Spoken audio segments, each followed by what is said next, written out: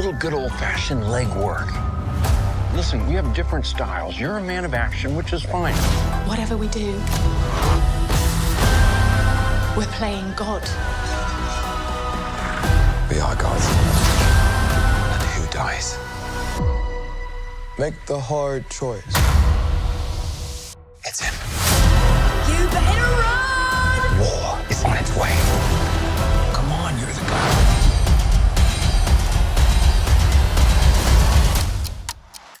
Welcome back, everyone. It's Charlie. There's a bunch of new trailer footage for Loki Season 2, Episode 3, Easter eggs, especially the return of a Kang. Not the Kang you were expecting, but the Kang that you needed.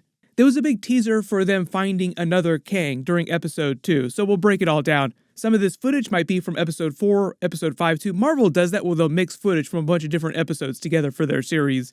If you're brand new to the channel, be sure to subscribe to get all the episodes. We're doing a giveaway for the Loki Blu-rays. All you have to do to enter is be a subscriber and post all your predictions for Episode 3 on the video just based on the footage. Just starting at the beginning of the trailer footage, Loki and Mobius go back to what looks like the 1890s Chicago World's Fair to look for Victor Timely Kang, who we just learned in Episode 2 is from one of those 3 branch timelines that survived. How convenient that there are a couple Kangs out there. For those that are wondering what happened to the Council of Kangs, they didn't reside in one of those branches. The Council of Kangs is outside of time, kind of like the TVA. So that any changes to the multiverse here, any changes to the branch timelines don't affect it the same way that they don't affect the TVA the same way.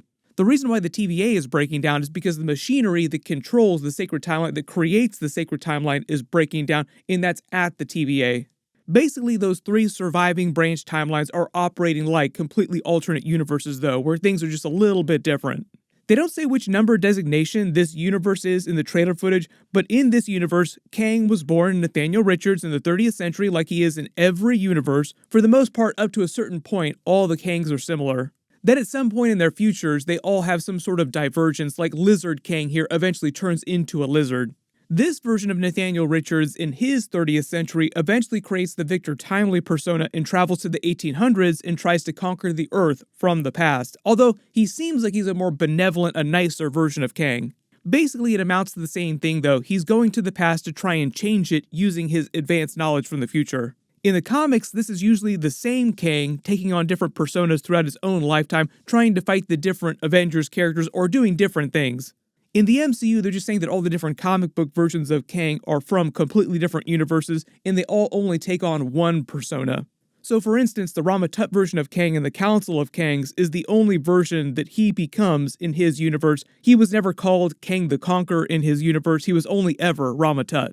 Notice Loki and Mobius are wearing period-specific clothing because that's the whole thing we saw in Episode 2, dressing up in 70s tuxedos because they went to the Zaniac movie premiere in 1977. But I do like that we see Sylvie in the 1800s here, and it looks almost like she refuses to wear period-specific clothing, but she also has her own He Who Remains Tempat, which is way more advanced than the ones that Mobius and the other TVA agents use. So it's not clear if she goes to that alternate universe with them to help them or if she's just there on her own.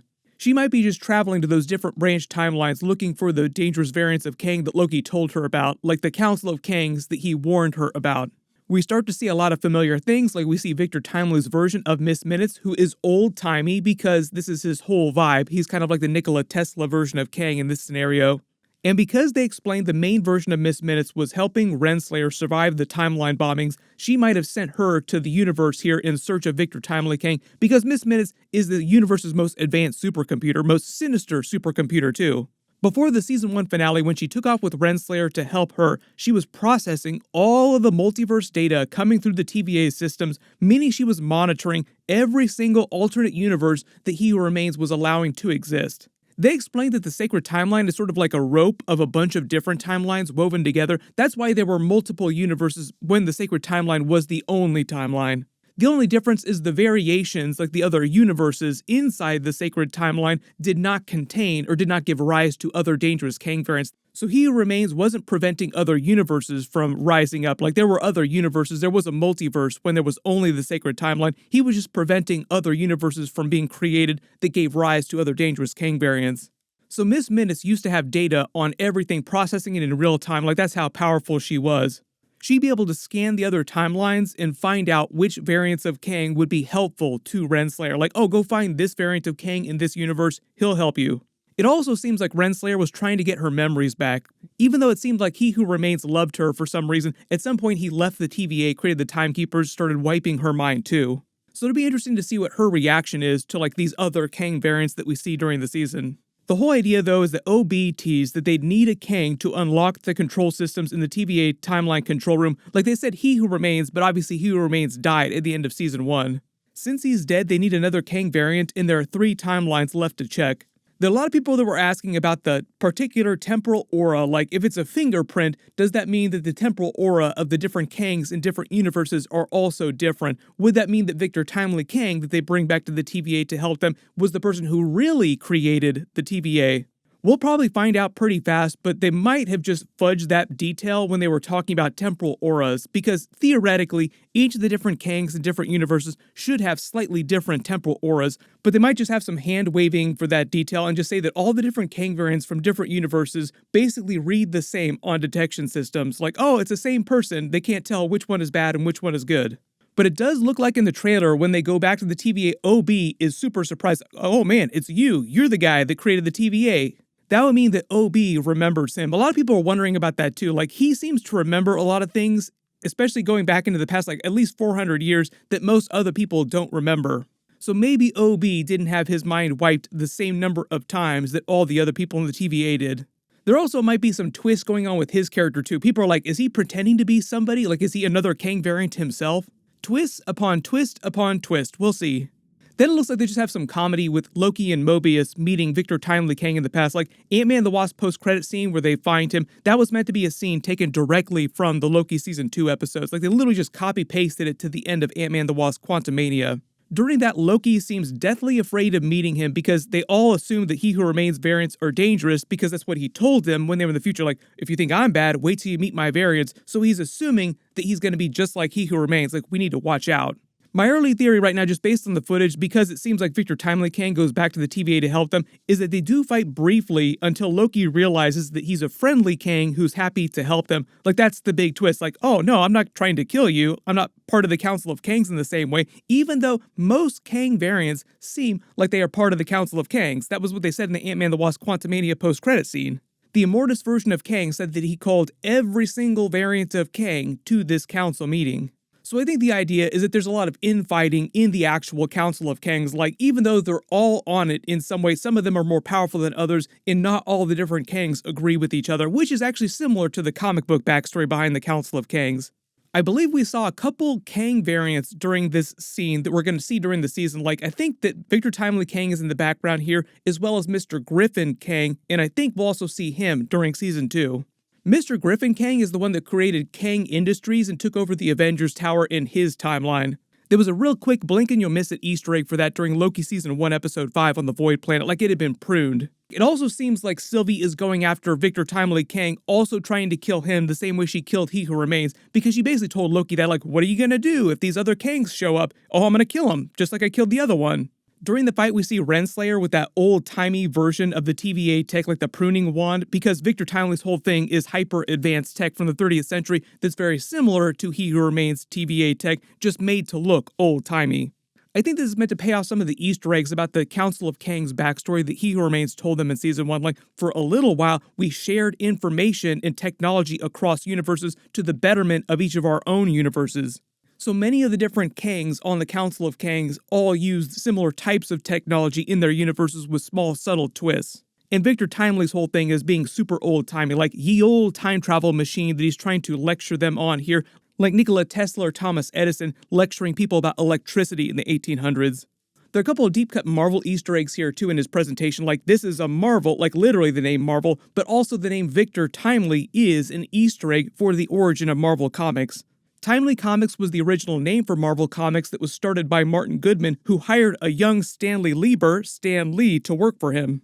Then they changed their name to Atlas Comics, then they changed it to Marvel Comics as you know it today. There was also an Easter egg for Timely Comics during the Moon Knight series like Timely Atlas Productions, and also during Loki Episode 2 for Martin Goodman in Timely Comics. They love to do that during all these Marvel productions, Marvel movies, Marvel basically referencing itself. During the original comics, Victor Timely was a Kang variant who traveled back to the year 1901 and created his own town called Timely, Wisconsin, making himself the mayor, basically like creating his own little fiefdom. He used his advanced technology from the 30th century to build cars, factories, long before Henry Ford, Thomas Edison could build their versions of those technologies and give the citizens advanced knowledge beyond their period. They try to connect his town with Chronopolis, his city in the future that he rules all time from. In the MCU, that's basically the TVA, that's kind of like their version of Chronopolis. Eventually, he fakes his death and pretends to be his own son, and later winds up becoming the Prime Kang, like the most powerful version of Kang, by the events of a comic book storyline called Avengers, Kang Dynasty. Doesn't that sound familiar? Like, don't we have an Avengers movie, Avengers 5, that's going to be called Kang Dynasty? They're really just borrowing the title of that comic book, like the actual plot of Avengers 5 will be different from the plot of the comic book Kang Dynasty. During that storyline, Kang tries to take over the Earth in order to try and save it in the future using his other selves from different parts of his own timeline. During the trailer, we see Loki using his magic again. It looks like he gets knocked on his butt. Renslayer also seems like she's jumping off of a steamship onto this boat here, and it also seems like she's on the Void planet here, but she's still wearing the 1800s clothing. This is probably just Miss Minutes helping her jump around to different universes. There's a couple other scenes in different parts of the trailer with Loki and Sylvie separately either witnessing things being turned into spaghetti or being turned into spaghetti themselves, or things around them just in general. According to OB, that basically means that reality is breaking down, so that's like end of days kind of stuff, like their timeline is completely breaking down, so some of that stuff might be scenes from the actual finale, or scenes where Loki jumps forward to the actual finale that they put in earlier episodes. There are a couple of new scenes of Casey in this alleyway too. Not sure which time period this is. It looks a little bit like it could be the 1800s, but it could be a different time period. There are also a couple Hunter B-15 scenes of her in a doctor's outfit in what looks like a doctor's office. Based on all the footage, just post all your predictions in the comments below. Like I said, some of this footage might be from like episode 4 or episode 5. Marvel does that all the time. Because we're in the middle of New York Comic Con while I'm posting this video, a bunch of other trailers are dropping. I just did a video for the Invincible Season 2 trailer. Click here to watch that, and click here for all my Loki episode videos. Thank you so much for watching. Everyone stay safe, and I'll see you guys in the next one.